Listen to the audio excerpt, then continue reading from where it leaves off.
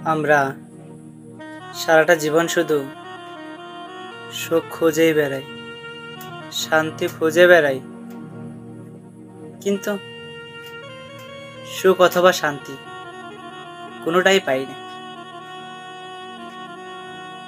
যখন বিপদে পড়ি তখন ভগবানকে ডাকি, যখন বিপদ থাকে না তারপর আর সেই গোবিন্দকে মনেই রাখি না। অভাবে পড়িলে সকলেই ডাকে, অভাব না থাকিলে কেউ কাঁদে। যখন আমার প্রয়োজন তখনই শুধু গোবিন্দকে ডাকি, তাছাড়া গোবিন্দকে ডাকি না, তাই না? আমার তো দুষ্টু মন, চঞ্চল মন, শুধু আমারই করতে চায়, শুধু আমার লাগবে। সুখ কত সুন্দরভাবে খুঁজে বেড়াচ্ছে, সুখের জন্য কত ছুটাছুটি করতেছে, কত পরিশ্রম, কত হাই হতাশ, কত মারামারি। সুখের জন্য ভাই ভাইকে দেখতে পারে না, ভাই ভাইয়ের সম্পর্ক শেষ, শুধু একটু সুখ। আদৌ কি আপনি সুখ খুঁজে পাবেন?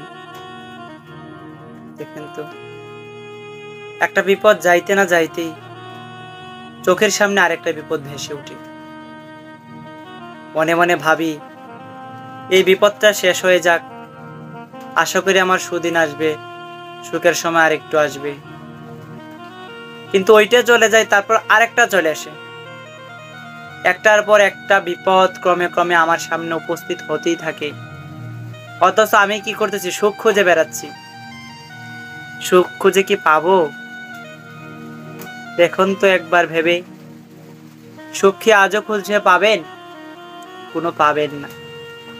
সারাটা জীবন শুধু মায়ার দাসত্বই করে গেলাম, একবারও গুরু গোবিন্দের কথা ভাবলাম না, একবারও গোবিন্দর কথা স্মরণ করলাম না।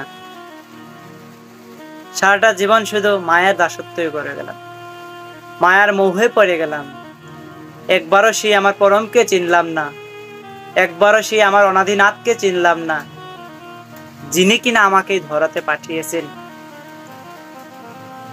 সাধন ভজন করবার জন্য, তার নাম কীর্তন করবার জন্য। অথচ আমি এসে এখানে মায়ার দাসত্ব করতেছি। আমি তো সেই পরমের কথা, পরমের সাথে যে প্রতিশ্রুতিবদ্ধ ছিলাম, সেই প্রতিশ্রুতির কথা তো আমি ভুলে গেছি, তাই না?